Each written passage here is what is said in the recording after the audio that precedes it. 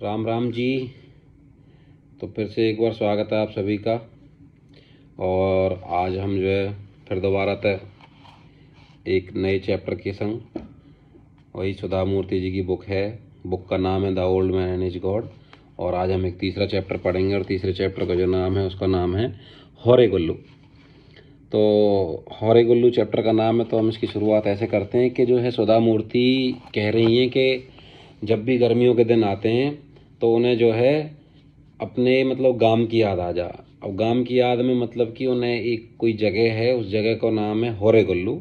अभी हौरे गुल्लू का तो कह रही है के बारे में भी हम आप बताएंगे, लेकिन सबसे पहली बात ये है कि मतलब सुधामूर्ति कह रही है जब भी ये बहुत गर्मी के दिन आम है तो उन्हें जो है अपने गांव की याद आने लगे। अब वो गांव की याद कैसे आवे कि मतलब कि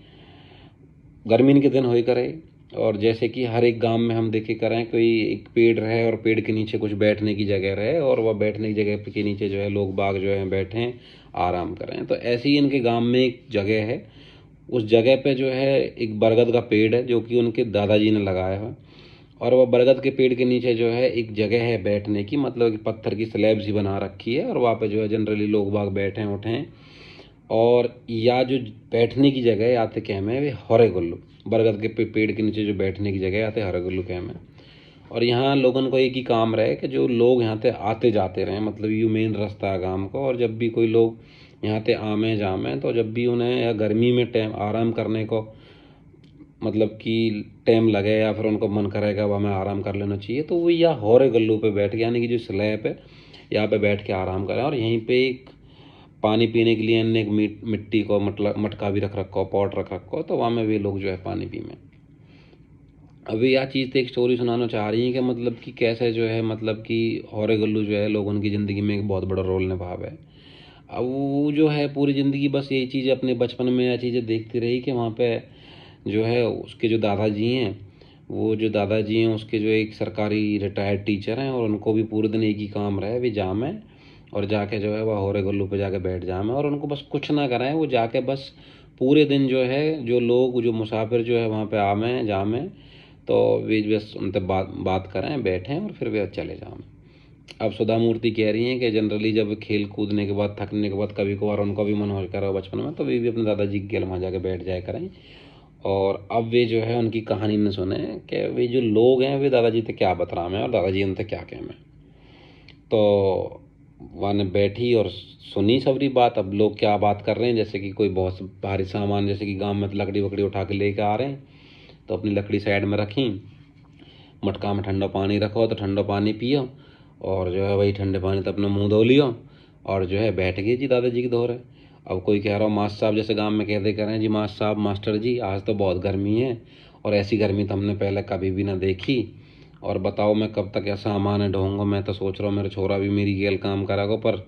मेरे छोरा तो पता नहीं कहाँ शहर में जाने की लग रही है, वो तो यूँ कहे मैं शहर में जाऊँगा शहर में, मतलब वो बस बता रहा है। और दादाजी बाकी बात सुन रहे हैं बैठ के। और फिर थोड़ी देर बाद वो आदमी क्या करे कि जैसे वह आराम से मिले फिर वो अपना जो है दोबारा से अपने वह लोगड़े उठावे, अपने सामान उठावे, लकड़ी वकड़ी जो भी है लेके आ जंगल से वह लेके फिर अपने रास्ता में चल दे।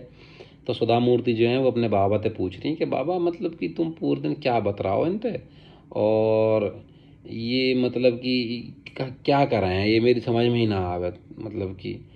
तो दादाजी कह रहे हैं सुधा मूर्ति से कि बेटा मतलब कि ये अपने दुखन ने बता में और मैं इनके दुखन ने सुन लूँ और वैसे इतना ही बहुत रहे, इन्हें कुछ बताने की जरूरत ना रहे, इतने में इन्हें आराम मिल जा। तो सुधा मूर्ति पूछ रही है उन्हें इन्हें आराम कैसे मिल जा। तो वो ये मतलब जो कह रहे हैं कि ज़िंदगी में कई बार ऐसा टाइम आएगा रहे बेटा कि जब आप थक जाओ और थकने के बाद आप एक आराम करने की ज़रूरत रही करे और आराम करने के बाद फिर आप दोबारा दें मतलब कि वो ऊर्जा मिले कि अब आप और बेहतर तरीक़ा से वहाँ काम में कर सको। तो यूँ इनके लिए एक तरीका तो यूँ ही रहे कि मैं यहाँ बैठा रहूँ, पानी मटका रखो, ये बहुत हारे थके आमे दिमाग में 100 टेंशन रहे इनकी, या आमे मुँह बता में और मैं इनकी सुन लूँ, कुछ बताना मुँह ने रहना ये बता सुन के अपने उठ के और फिर दोबारा तैयार हो जाएँ और फिर चले जाएँ। तो अब जो है सुधा मूर्ति बड़ी हैगी हैं तो अब उन्हें क्या होया कि वे अपने एक ऑफिस में काम कर रहे हैं, वहाँ उनको जो है एक कलीग है यानी कि उनके संग जो उनको काम कर रहा है उनकी गैल, एक उनका नाम है रत्ना, नाम है उनका लेडीज़ को। तो 25 साल उन्हें एक्सपीरियंस होगा काम करते करते, और वो सेम काम है, डेली कर रहे हैं, और उनको एक ही काम है पूरे दिन अपना बातचीत करना,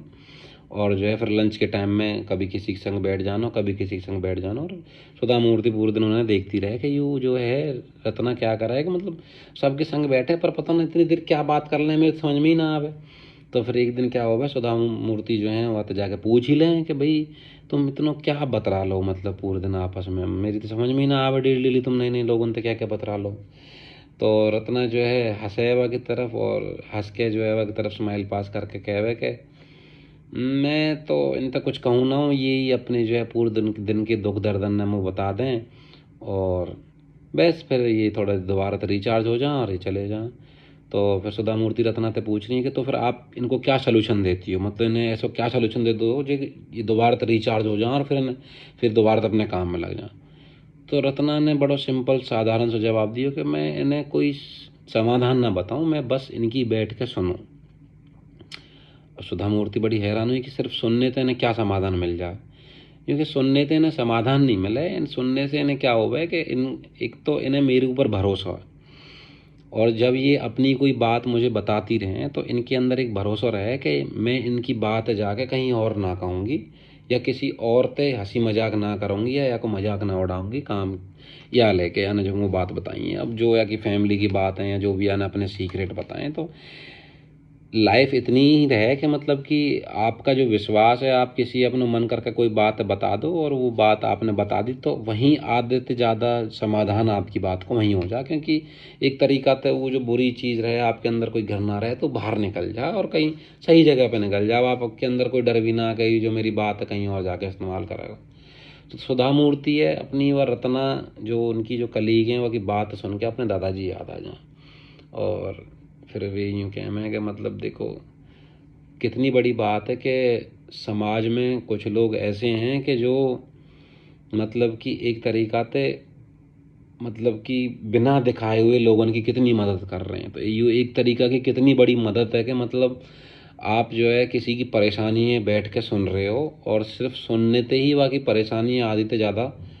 समाधान हो जा रहा हो, मतलब की परेशानी का। और यह चीज़ सोच के सुधा मूर्ति अपने दादाजी के बारे में अब जो है बात याद कर रही हैं कि मेरे दादाजी जो है कैसे लोगों की परेशानी सॉल्व करे बिना कुछ कहे हुए, बिना कुछ जजमेंट करे हुए। तो मतलब अब सुधा मूर्ति सोच रही हैं कि हर किसी के लाइफ में एक हौरे गुल्लू की ज़रूरत पड़े, तो ये उनकी हौरे गुल्लू की कहानी है। तो यह पूरी कहानी के संदर्भ में सुधा मूर्ति जो है ये बताना चाह रही हैं कि कई बार हम सामने वाले बंदे की बात सुन के, सिर्फ सुन के भी वह की बात को समाधान कर सकें। क्यों? क्योंकि एक सेंस ऑफ सिक्योरिटी यानी कि एक सेंस ऑफ फेथ के मतलब मेरा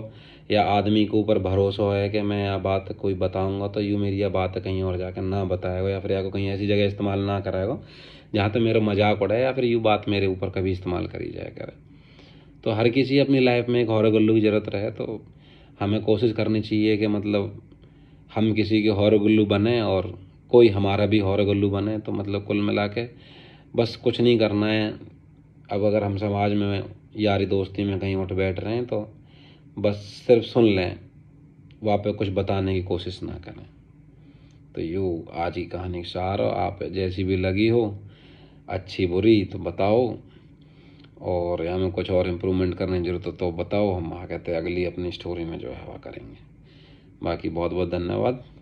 मिलेंगे कल फिर दोबारा देखना स्टोरी के। राम राम जी।